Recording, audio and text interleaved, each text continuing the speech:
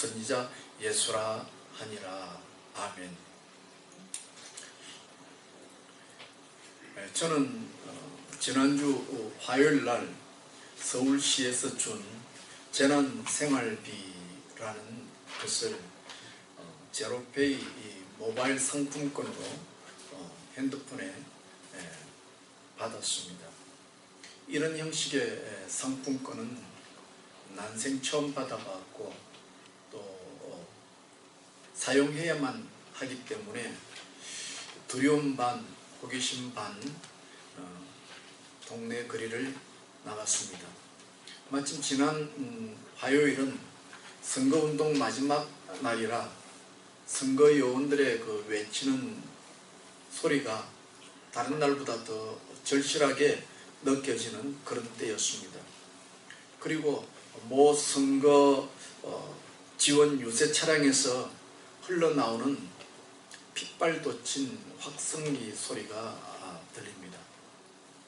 그 내용을 간단하게 소개하면 경쟁하는 상대자 후보자는 강남에서 호텔을 경영하고 잘 먹고 잘 사는 사람인데 왜 여기 강북 장안동까지 와서 출마를 하느냐고 우리 모두 이런 사람을 강남으로 쫓아보내자 그런 선거 유세였고 주변 사람들은 옳소 소리치면서 호응했습니다.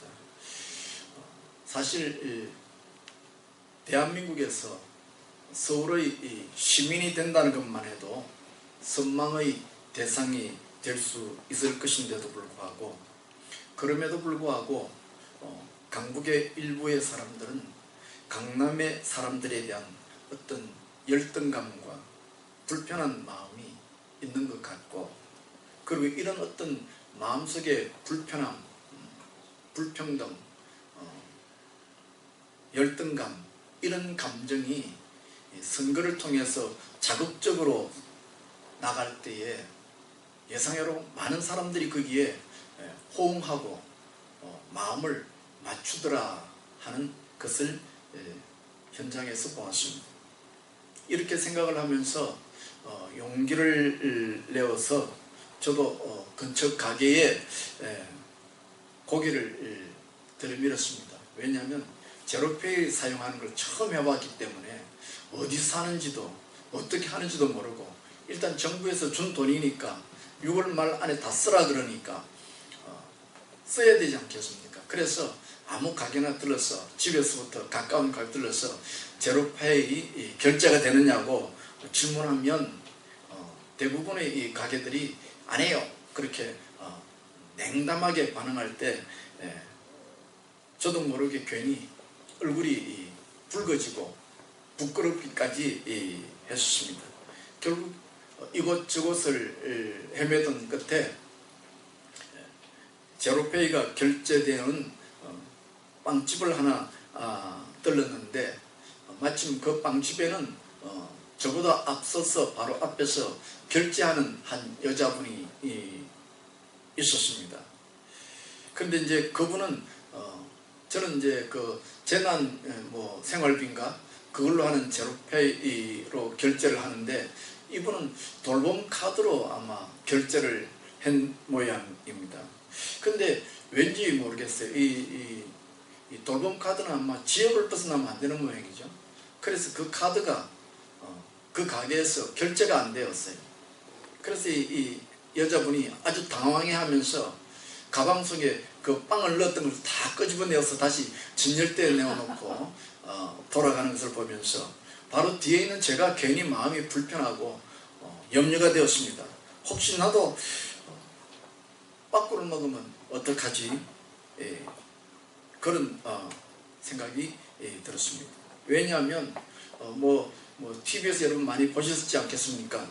지방자치단체에서 코로나로 인하여 무슨 돈을 나누어 주는데 하위소득, 그러니까 상위소득이 아니고 하위소득 몇 프로 이상 이하의 사람들에게 준다 그랬으니까 이 제로페이를 처음 쓴다는 사람은 쉽게 말하면 생활 하위소득자들이라는 낙인이 딱 찍혀버리는 거잖아요. 그럼에도 불구하고 가게에서 결제가 안 됩니다. 그래 놓으면 정말로 망신살이고 그렇게 됐죠.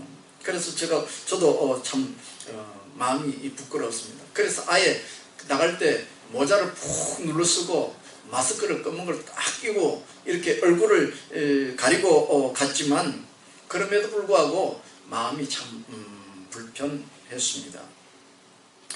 그런데 여러분 한번 생각해 볼 것은 그 길거리에서 선거 요원의 그 앙칼진 목소리가 나와는 무슨 상관이 있다고, 내 앞에 그 돌봄 카드를 사용한 그 아주머니의 그 카드가 결제가 안 되는 것이 나와는 무슨 상관이 있다고, 왜 괜히 도둑문 제발 지르는 것처럼 제 마음이 불편할까요? 오늘 본문은 우리가 너무 잘 아는 내용이고, 사실은 저희 교회에서 고난주간을 행사를 프로그램을 가졌다고 하면 종려주일날 일반적으로 들을 법한 그런 말씀입니다.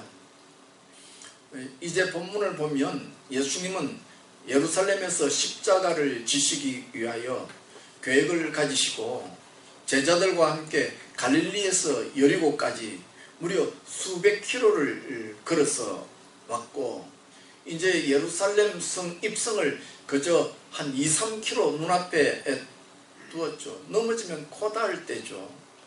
그런데 갑자기 그렇게 갈릴리에서 수백 킬로를 걸어오신 분이 넘어지면 코 닿을 그런 근접한 거리에 오셔서 난데없이 나귀 새끼를 찾으시는 겁니다. 아마도 제자들은 예수님의 이런 행위를 이해하기 어려웠을 것입니다. 아니, 처음부터 나귀 새끼를 비롯해서 길이 멀면 아예 처음부터 나귀 새끼를 타고 오시든지 하시지, 실컷 다 걸어오셔서 예루살렘 성 입구에서 나귀, 그것도 하필이면 나귀 새끼를 빌려서 타면 뭘 하시겠느냐고 그렇게 의아해할 수 있을 수 있는 내용이 오늘 본문의 배경이 되어진다 하겠습니다. 저는 이런 말씀의 줄거리를 가지고 나귀를 타신 예수님의 의미라는 주제로 세 가지로 나누어 말씀을 드리겠습니다. 첫 번째는 나귀를 타신 예수님에 대한 잘못된 의미입니다. 잘못된 생각, 오해라는 것이죠. 좀 세월이 지나간 이야기입니다만은 미국의 한 곳에서 부활절이 다가오자 뉴욕의 어느 유명한 미술가가 초콜릿으로 예수님의 형상을 만들었다고 합니다. 밀크 초콜릿 200파운드로 십자가에 달린 키 180cm의 예수님의 모습을 생체학적으로 잘 묘사해서 만들어 4월 1일 밤 12시에 공개를 했다고 합니다. 그런데 이 언론에서는 이 조각상이 이름이 나의 달콤한 주님이라는 제목이었는데, 이 초콜릿 형상의 이 모습을 가지고 언론들이 아니 어떻게 예수님을 초콜릿으로 만들 수 있느냐 라고 말들이 많았다고 합니다. 하여튼 어떻게 되었든지 이 예술인들에게는 어떤 좀 괴팍한 성향이 있지 않겠습니까? 그래서 오히려 그런 괴팍성으로 인해서 주변의 이목을 끄는 데 있어서는 아마 성공을 하지 않았을까 그런 생각을 합니다. 오늘 예수님이 누구시길래 오늘날까지 심지어 초콜릿으로 예수님의 형상을 만들 만큼 예수님은 어떤 분이시기에 그런 집중을 받으시느냐 하는 것입니다. 오늘 본문을 보면 예수님을 맞이한 당시의 군중들은 본문 8절과 9절에 나오는 것처럼 예수님을 열렬하게 열정적으로 영접해야 할 그런 대상으로 아마도 착각하지 않았는가 생각을 해봅니다. 실질적으로 이스라엘 백성들이 생각만 하면 가슴 뿌듯하고 자부심이 생기는 역사적 사건이 있었습니다. 마치 우리 같으면 이순신 장군 생각하듯이 이스라엘 사람들에게 그런 사람이 있었습니다. 그것은 마카비라는 사람이죠. 마카비는 알렉산더 대왕 사후에 한 왕조가 예루살렘을 지배했는데 이 마카비가 이 외세를 물리치고 탈환을 하잖아요. 그래서 예루살렘 입성할 때 말을 타고 예루살렘 성에 입성했는데 그때 유대인들이 열렬하게 환호했는데 그때에 대한 아마 감격과 자부심을 통해서 그리고 성경적인 근거를 통해서 이 마카비처럼 외세를 물리치고 예루살렘을 탄환할 제2의 다윗 왕과 같은 이가 누구시냐? 그가 바로 예수님이 아닌가 그런 생각을 했다 하는 것입니다. 그래서 그들은 예수님을 대대적으로 환영했습니다. 그리고 그들 생각에는 예수님도 이 마카비처럼 말을 타고 칼을 들고 위풍당당하게 입성할 줄 알았지만 예수님은 예상을 깨고 초라한 나귀 새끼를 타고 예루살렘에 들어왔습니다. 하지만 지금 형편이 이런 것을 가지고 입을 댈 상황이 아닙니다. 군중들은 새삼 내심 놀랐을 것이고 의아해했을 것입니다만은 그게 문제가 안 됐죠. 왜냐하면 지금 사방에 깔린 소문 말이에요. 그 소문이 뭐냐? 죽은 자를 살리셨다는 것이죠.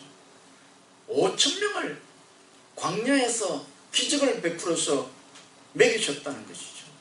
이런 소문들이 쫙 깔렸기 때문에 이건 그야말로 천지개벽을 할 만한 소문이어서 예수님께서 비록 마카비처럼 말을 타고 칼을 뽑고 위풍당당하게 입성하지 아니한다 할지라도 그 소문의 배경에 의해서 예수님의 능력에 대하여 믿어 의심치 않았고 한시빨리 예수님께서 그런 능력을 사용하여서 다윗의 나라를 재건해 주기를 바랬기 때문에 그들은 열렬하게 예수님을 환영했다는 것입니다.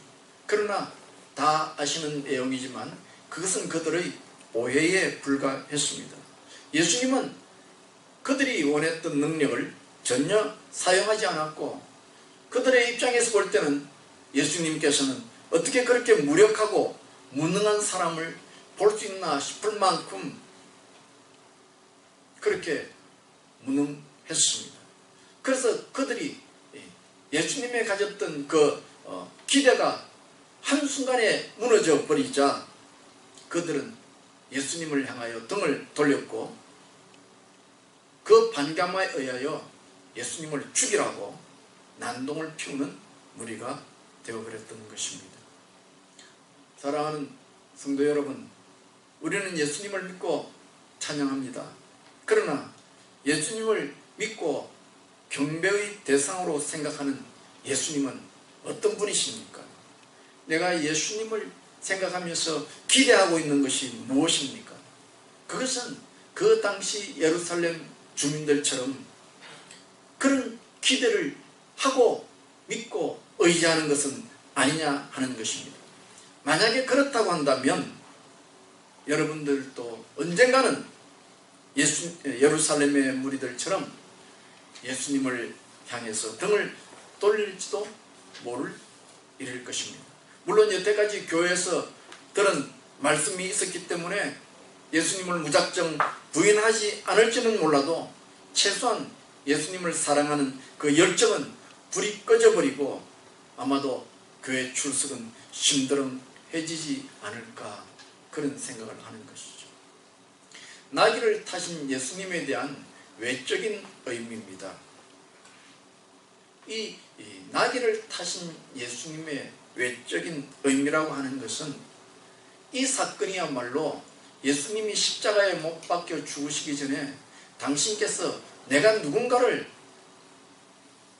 주변 사람들에게 공개적으로 선포하는 사건이기도 했습니다. 이 사건을 외형적으로 곰곰이 살펴보면 예수님께서 이 나귀 새끼를 빌려 타시는 일에 있어서 예수님은 5가지를 예언을 합니다. 그만큼 그 사건이 촘촘하게 예언으로 뭉쳐 있었다는 것입니다. 그리고 그 나귀 새끼를 빌리는 일에 있어서 1.1획도 틀리지 않게 예언을 5가지를 하시고 그 5가지가 그대로 이루어졌다는 것입니다. 그러니까 예수님의 예언의 능력을 볼 때 객관적으로 주변 사람들에게 이것은 완전히 신적인 권위를 가진 이가 아니면 불가능하다는 것을 객관적으로 드러내는 일이었습니다. 이 5가지의 예언을 보면 첫째는 어느 동네에 나귀 2마리가 있었다는 것입니다.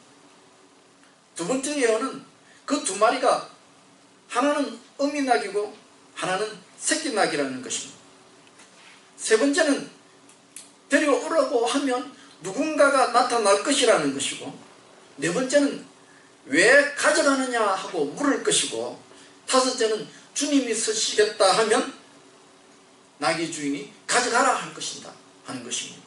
그러니까 이 나귀를 빌리는 사건, 이걸 촘촘히 따져보면 여기에 예수님께서 이 나귀를 빌리는 사건을 통해서 예수님이 어떤 일이 일어날 것인가를 예언을 했는데 그것이 1.1획도 틀리지 않고 다 이루어지는 걸 보면서 이 일을 경험하는 주변 사람들이 저가 누구기에 이렇게 1.1획도 틀리지 않게요 미래의 일을 예언하고 적중해 나갈 수 있느냐.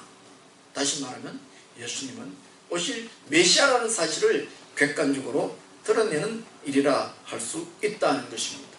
그리고 더 나아가서 이 사건을 통해서 예수님께서 자기가 자신을 소개하기를 주님이라고 분명히 지시하는 거거든요.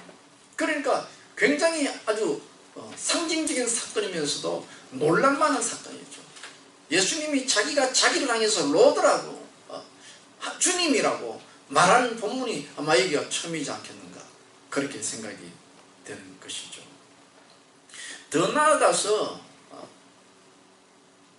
이 사건은 그냥 일어나는 사건이 아니라 이미 구약 성경 옛날에 예언되어 있는 사건이라고 하는 것이죠. 그래서 오늘 본문 4절로 5절에 보면 이는 선지자로 하신 말씀을 이루려 하심이라 일렀으되, 그러니까 예수님께서 나귀 새끼를 타신 것은 다리가 아파서 불편해서 힘이 들어서 좀 쉬어가는 의미로 탄 것이 아니고 구약 성경에 스가랴 선지자가 훗날 미래의 메시아가 오실 것인데 그 메시아가 예루살렘에 입성할 때 나귀 새끼를 타신다는 그 예언의 말씀을 예수님께서 의식하시고 그것을 이루기 위해서 의도적으로 나귀 새끼를 빌려 타셨다 하는 것입니다.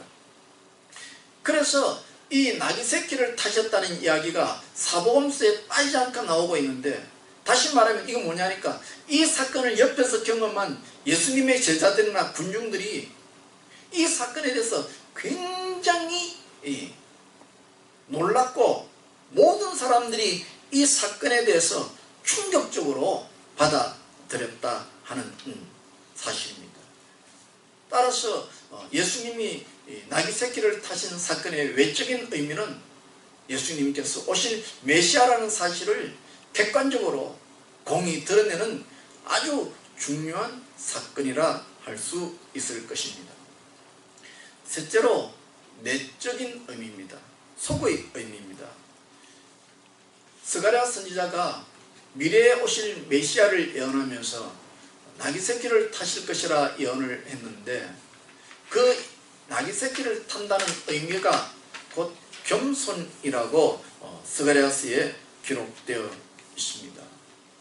그럼 그 겸손과 연결되어질 수 있는 본문의 말씀이 무엇이 있느냐? 저는 오늘 본문의 11절의 그 말씀을 붙잡았습니다. 갈릴리 나사렛에서 나온 선지자 예수라는 표현입니다. 예수님의 대표적인 이름이 무엇이냐? 갈릴리 나사렛 예수라 하는 것입니다. 예수님의 사역은 대부분이 갈릴리 변방에서 주로 사역이 되었죠. 아시다시피 갈릴리라고 하면 그 팔레스틴 땅에서도 가장 사회적 약자들이 몰려 사는 곳이죠. 이렇게 사회적 약자들이 사는 곳에서 이런 약자들의 심리적 특징이 무엇이냐? 그것은 자신의 의지와 상관없이 주어진 환경 때문에 상한 자신의 감정이 쉽게 욱하고 노출된다는 것입니다.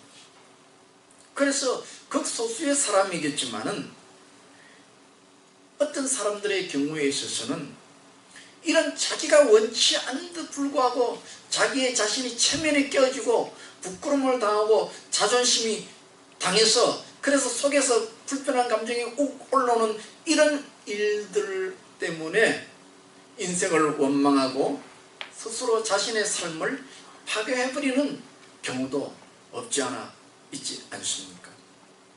그런데 여러분, 제가 자주 말씀드리는 것이지만 신앙이라는 게 무엇이냐? 신앙이라는 게 무엇이냐? 신앙이라고 하는 것은 지난주에도 말씀을 드렸던가요? 관점을 바꾸는 것이다.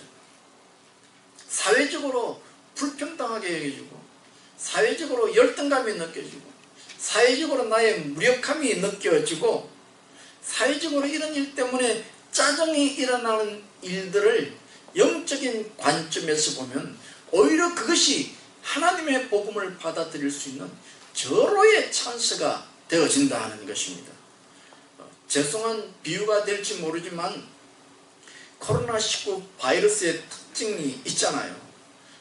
여러분 그림 이미지를 보셨잖아요. 그때 마치 이렇게 무슨 촉수처럼 달린 것이 있어가지고 문어 발에 있는 그 촉수를 붙으면 탁탁탁탁 달라붙는 것처럼 이 코로나 바이러스가 살아있는 사람이 다가오면 그러면 착 달라붙는다 그러잖아요. 그게 굉장히 강하다고 그러잖아요. 마찬가지로 우리의 마음에는 아픈 마음, 이것이 내 의지 없이 깨어지고 겉으로 드러나는 특성이 있는 사람들은 영적으로 볼 때 복음이라는 것이 착 달라붙을 수 있는 절호의 기회라 하는 것입니다. 그래서 사회적으로 볼 때는 억울하고 불편할 경향이 없지 않아 있지만은 영적으로 볼 때는 예수님을 믿고 누구보다도 주님을 잘 따를 수 있는 기회가 되어진다. 그래서 예수님께서 산상수훈을 말씀하실 때 제일 먼저 말씀한 내용이 뭐냐면 가난한 자는 복이 있나니 그랬다.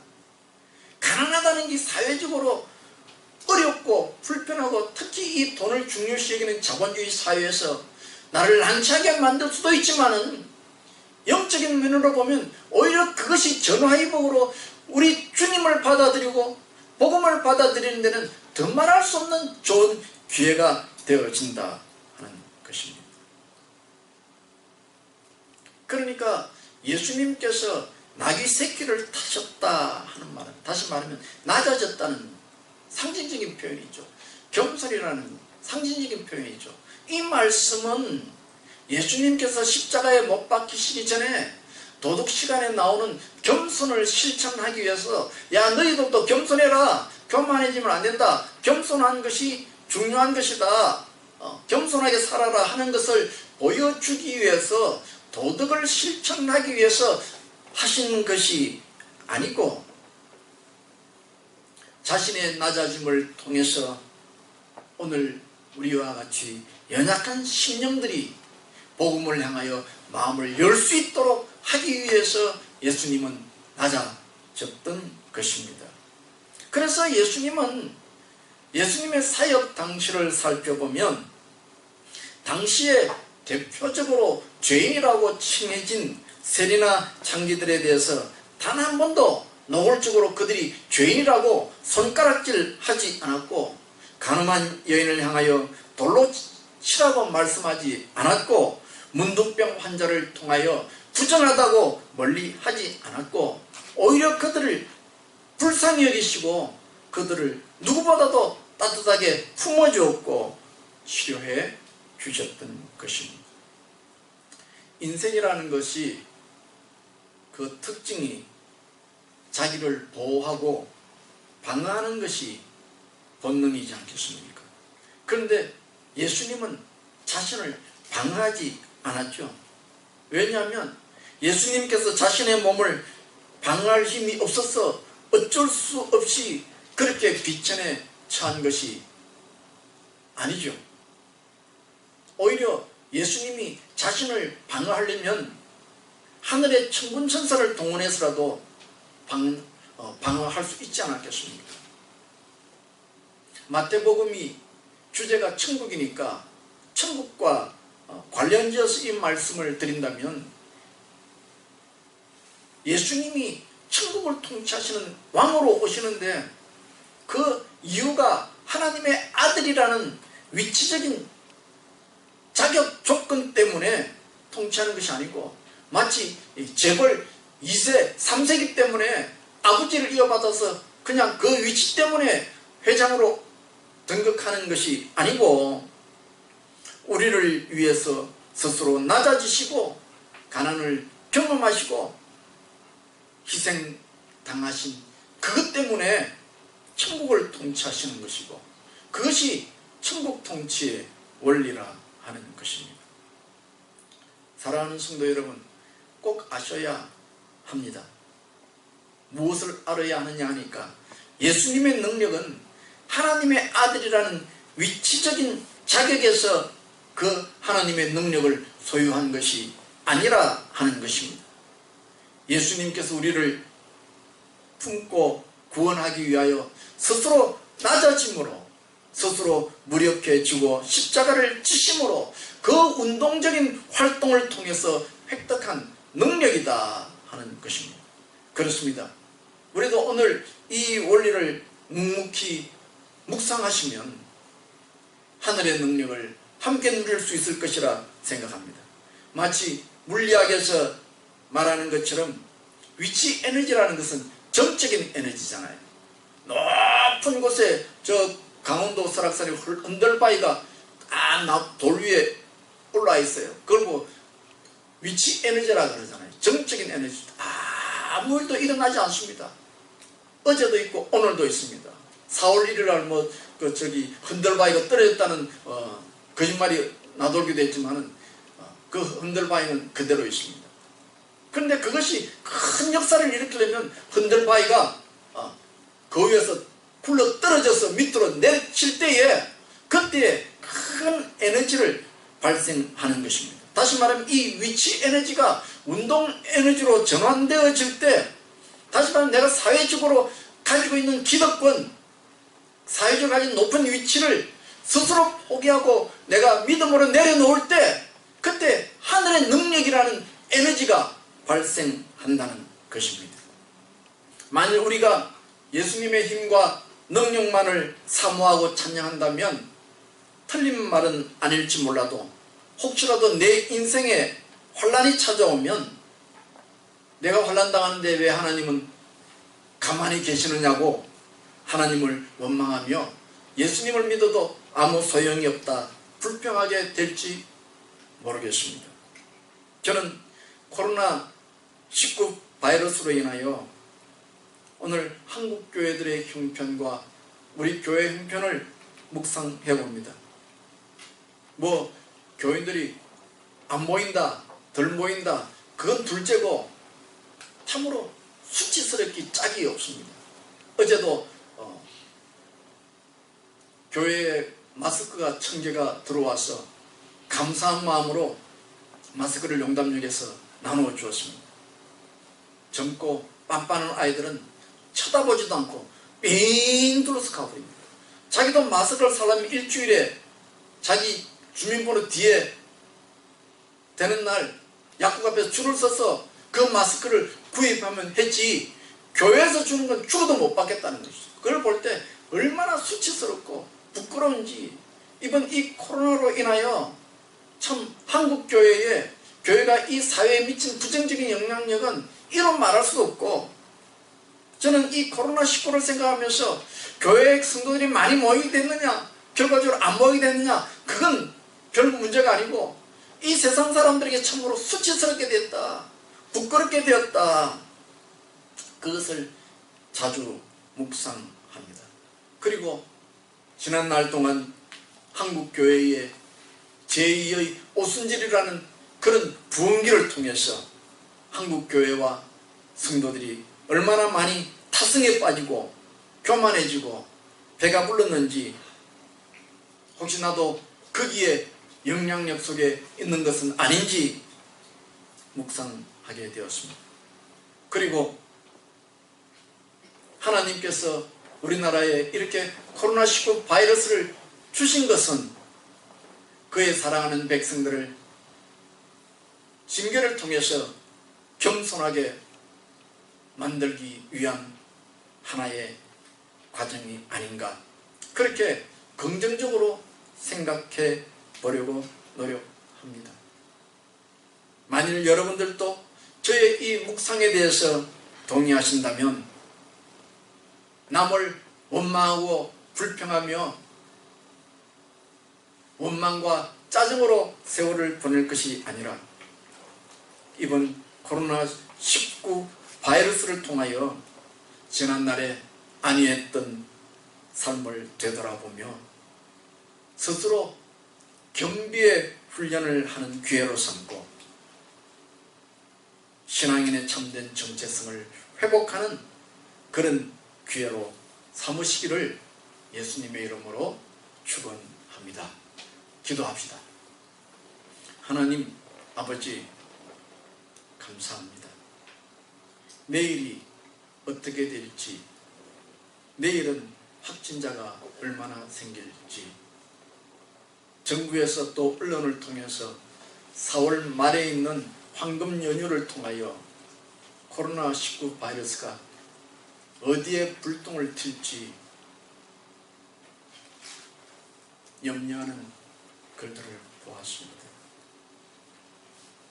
그러나 그 가운데도 감사한 것은 부활주일로 인하여 교회에서 감염자가, 확진자가 나오지 않도록 주님께서 주장해 주신 것 감사하며, 우리나라가 세계적으로 이 방역 대책의 모범이 될 수 있도록 허락해 주신 것을 감사합니다. 잠깐이라도 우리가 어려움을 겪는 이 세월을 통해서 오히려 우리가 신앙적인 관점으로 내다보며 이 기간 동안 그리스도인의 정체성을 회복하며 겸손과 낮아짐의 영적 실천을 하는 기회로 삼게 하시니 감사합니다. 하나님이여, 어찌하든지 이렇게 믿음으로 코로나19 바이러스를 보며 주의 뜻에 맞추어 살아가기를 원하는 성도들을 위로하여 주시고, 우리가 스스로 우리를 나눌지라도 주께서는 우리를 세워주셔서 주의 영광 드러내는 기회 되도록 허락하여 주시옵소서. 감사하옵고 예수님 이름으로 기도하옵나이다.